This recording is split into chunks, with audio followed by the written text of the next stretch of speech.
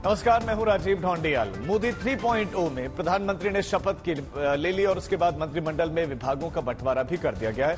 पुराने दिग्गजों पर दांव लगाकर यह साफ कर दिया गया है कि ना तो तेवर बदला है, ना ही तरीका, न राज बदला है, ना अंदाज बदला है। तभी तो विभागों के बंटवारे के साथ ही यह साफ हो गया कि नरेंद्र मोदी का तीसरा कार्यकाल उनके दूसरे कार्यकाल का अगला बड़ा विस्तार है। अमित शाह को फिर से गृह मंत्रालय दिया गया है, राजनाथ सिंह को रक्षा मंत्रालय दिया गया है, निर्मला सीतारमण को एक बार फिर वित्त मंत्रालय मिला है, अश्विनी वैष्णव को INB के साथ रेल मंत्रालय, जेपी नड्डा को हेल्थ मिनिस्ट्री दी गई है, शिवराज सिंह चौहान को कृषि मंत्रालय सौंपा गया है, मनोहर लाल को बिजली और शहरी विकास विभाग का मंत्रालय दिया गया है, हरदीप पुरी को एक बार फिर से पेट्रोलियम मंत्री बनाया गया है। मोदी के तीसरे कार्यकाल के प्रमुख मंत्रियों का मंत्रालय नहीं बदला गया है। ऐसे में कुल 11 मंत्री हैं जिनको फिर से वही पोर्टफोलियो मिला है जो पहले था। राजनाथ सिंह को एक बार फिर से रक्षा मंत्रालय मिला है दूसरी बार। राजनाथ सिंह से जो है उन्होंने अपने ऑफिस जाकर पदभार ग्रहण वो आज बताया जा रहा है कि करेंगे और फिर काम शुरू करेंगे।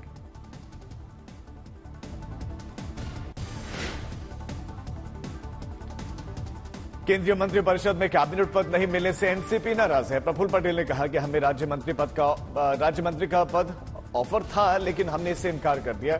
एनसीपी का कहना है कि कैबिनेट मंत्री पद मिलेगा तभी मिलेगा और तभी हम जाएंगे भी। हालांकि अजित पवार ने यह भी साथ में कहा कि एनडीए से उनकी कोई नाराजगी नहीं है, वो इंतजार में है कि उन्हें कैबिनेट मंत्री कब मिलेंगे।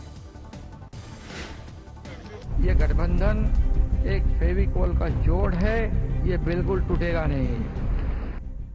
एनडीए में बीजेपी और शिवसेना के बीच फेविकोल का जोड़ शिंदे बता तो दिए, लेकिन 7 सांसद पर एक राज्य मंत्री स्वतंत्र प्रभार की कुर्सी मिली तो सवाल पार्टी उठाने लगी।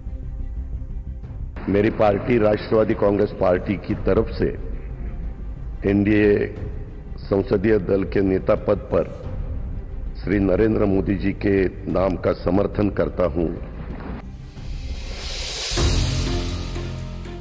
समर्थन तो कर दिया, लेकिन एक भी कैबिनेट मंत्री वाली पोस्ट न मिलने से फिलहाल एनसीपी ने राज्य मंत्री स्वतंत्र प्रभार का पद भी नहीं लिया।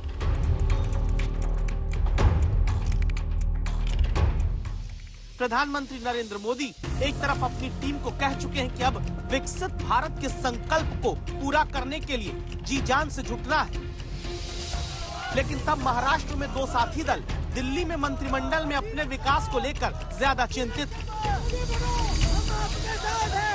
पहले अजित पवार की पार्टी के प्रफुल्ल पटेल ने विनम्रता से फिलहाल राज्य मंत्री वाली पोस्ट को दूर से नमस्कार कर दिया, क्योंकि चाहत कैबिनेट पोस्ट की है।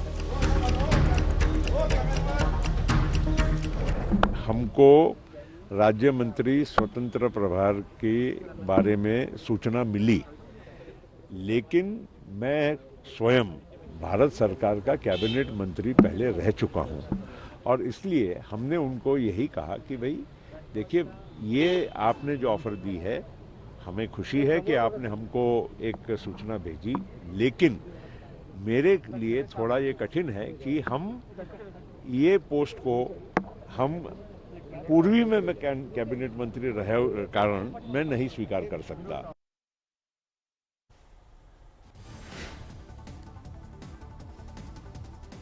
हलचल सिर्फ अजित पवार खेमे में नहीं है, एक नर शिंदे गुट में भी गहमा गहमी है। शिंदे गुट का कहना है कि हमारे पास मांझी और कुमारस्वामी से ज्यादा सांसद हैं, फिर हमें कैबिनेट में जगह क्यों नहीं मिले। शिंदे गुट को केंद्रीय मंत्रिमंडल में जगह नहीं मिलने पर उद्धव गुट ने तंज कसा है और आगाह किया है कि बीजेपी को आंख मत दिखाना।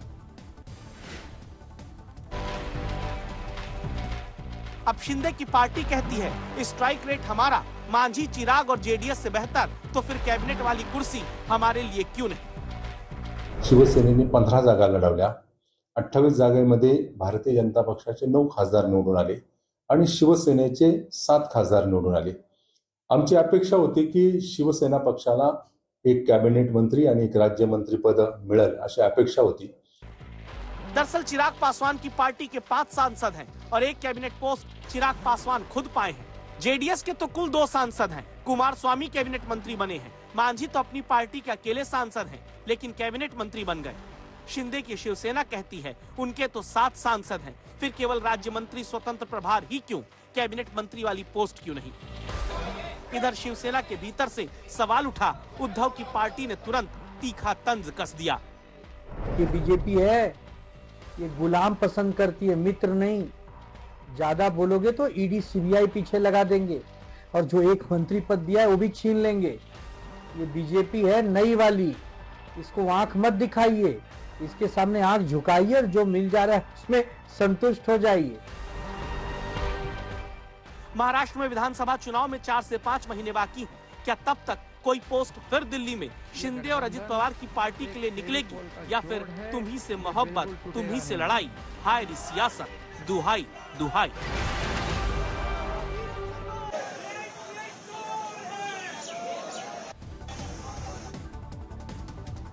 नीट परीक्षा टॉपर घोटाले को लेकर आज सुप्रीम कोर्ट में सुनवाई है और आरोप है कि मेडिकल एंट्रेंस में एग्जाम में गड़बड़ी हुई है, मार्किंग में गड़बड़ी हुई, जिसकी वजह से 67 छात्रों को एक साथ टॉपर बना दिया गया।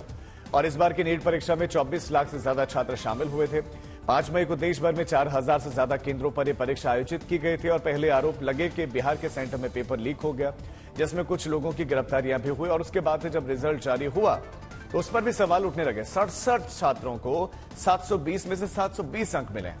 अब यह चमत्कार कैसे हुआ, इस पर जब नेशनल टेस्टिंग एजेंसी से पूछा गया तो एनटीए ने कहा कि टाइम लॉस कंपटीशन की वजह से, उस टाइम लॉस कंपनसेशन की वजह से कुछ छात्रों के नंबर बढ़ गए हैं। और एनटीए ने एक तर्क यह भी दिया है कि इस बार ज्यादा छात्र परीक्षा में शामिल हुए और इसीलिए भी टॉपर भी ज्यादा हैं। हालांकि एजेंसी ने किसी भी प्रकार के पेपर लीक से इनकार किया है। अब याचिकाकर्ताओं का कहना है कि कंपेंसेशन मार्क के नाम एनटीए बैकडोर से एंट्री करवा रही है। आज सुबह 10:30 बजे सुप्रीम कोर्ट इस मामले पर सुनवाई करेगा।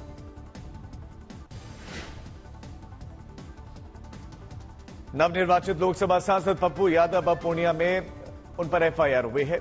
सांसद पर दरअसल आरोप है कि उन्होंने अपने एक कारोबारी से 1 करोड़ रुपए की रंगदारी और कुछ गिफ्ट्स मांगे। पप्पू यादव निर्दलीय सांसद हैं। उन्होंने एनडीए और गठबंधन इंडिया के उम्मीदवार के खिलाफ चुनाव लड़ा और जीता भी। पप्पू यादव ने इन आरोपों को खारिज करते हुए कहा कि ये मेरा राजनीतिक कद देश और प्रदेश में बढ़ रहा है और इसीलिए विरोधी मेरे खिलाफ इस तरह का षड्यंत्र रच रहे हैं। पप्पू ने कहा कि ये पूर्णिया के अधिकारियों और नफरत की राजनीति करने वालों की एक साजिश है। सबको मैं बेनकाब करूंगा और जरूरत पड़ी तो फिर सुप्रीम कोर्ट तक जाऊंगा।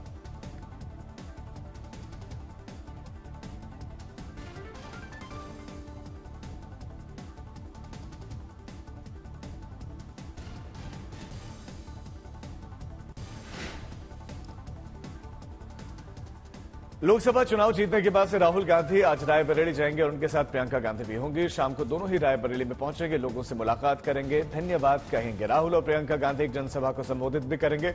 सोनिया गांधी के रायबरेली छोड़ने के बाद से राहुल ने वहां से चुनाव लड़ा और रिकॉर्ड मतों से जीत हासिल की। अब जनता का आभार व्यक्त करने के लिए दोनों ही रायबरेली जा रहे हैं। चुनावी नतीजों के बाद से संघ प्रमुख मोहन भागवत का बड़ा बयान सामने आया और भागवत ने मणिपुर समेत चुनावी मर्यादाओं पर टिप्पणी की। उन्होंने कहा कि मणिपुर आज भी शांति की राह देख रहा है और 1 साल से पूर्वोत्तर का राज्य अशांत है, वहां पर परमानेंट समाधान की जरूरत है। जगह जगह और समाज में कलह ये नहीं चलता। अब 1 साल से मणिपुर शांति की राह देख रहा है, उसके पहले 10 साल शांत रहा। पुराना गन कल्चर समाप्त हो गया ऐसा लगा और अचानक जो कलह वहां पर उपज गया या उपजाया गया, उसकी आग में अभी तक जल रहा है, त्राही त्राही कर रहा है। कौन उस पर ध्यान देगा? प्राथमिक छत्तीसगढ़ के बालोदा बाजार में हंगामा होने से इलाके में हड़कंप मच गया और आगजनी की घटना वहां पर हुई। बड़ी संख्या में गाड़ियों को जला दिया गया। सतनामी समाज से जुड़े हुए लोग गुफा में दरअसल तोड़फोड़ के चलते नाराज थे। राज्य सरकार ने लोगों से सतर्क रहने की अपील की है। दरअसल आक्रोशित भीड़ ने पुलिस पर भी पत्थरबाजी कर कई पुलिसकर्मियों को जख्मी कर दिया। पुलिस से हुई झड़प में कई लोगों को चोटें आई हैं और आक्रोशित सतनामी समाज के लोगों ने कलेक्ट्रेट में भी तोड़फोड़ कर दी और साथ ही लगभग 20 मोटरसाइकिल और 10 कारों को क्षतिग्रस्त कर दिया।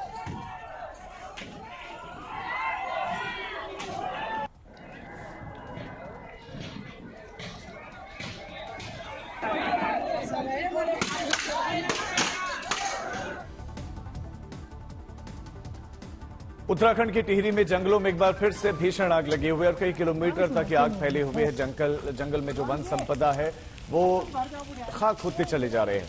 आग का प्रकोप कैमरे में कैद हुआ है और नुकसान का अंदाजा इससे लगाया जा सकता है। वन विभाग की टीम इस भीषण आग को काबू पाने में जुटी हुई है।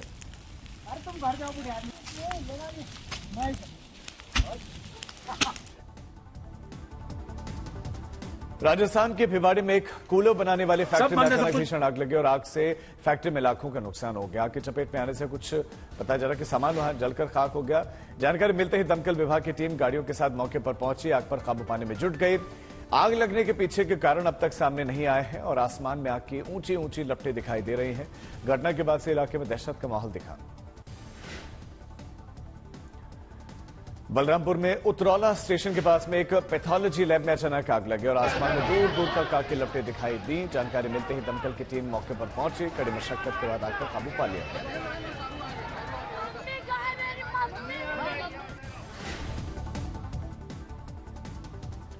लखनऊ से एक वीडियो सामने है जिसमें एक महिला दूसरी महिला को पीटती हुई दिख रही है। दरअसल महिला ने अपने पति को उसकी प्रेमिका के साथ में एक रेस्टोरेंट में पकड़ लिया था, जिसके बाद से पत्नी ने पति को प्रेमिका के साथ पकड़कर जमकर हंगामा किया।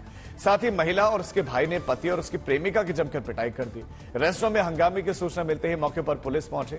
हालांकि पुलिस ने दोनों ही पक्षों की शिकायत मिलने पर कार्रवाई की बात कही है। जयपुर में 300 रुपए के पत्थर को डायमंड बताकर विदेशी महिलाओं को 6 करोड़ में बेचा गया और मामला सामने आने के बाद से हड़कंप मचा। जयपुर सराफा मार्केट विश्व पटल पर अपने अनूठे आभूषण और ज्वेलरी के लिए जाना जाता है। वहीं बीते दिनों हुई इस घटना ने पूरे सराफा बाजार को बदनाम किया है, कटघरे में खड़ा किया और सवाल उठाए। अमेरिका की रहने वाले एक महिला को चूना लगाते हुए 6 करोड़ के नकली जेवर बेच दिए गए और यही नहीं, दुकानदार ने नकली गहनों के नकली सर्टिफिकेट्स भी थमा दिए। जब पोल खुली तो बाप बेटे की शातिर जोड़ी ने उल्टा विदेशी महिला को ही फंसाने की साजिश रची और जब पुलिस पहुंचे तो सब मामला सामने आ गया।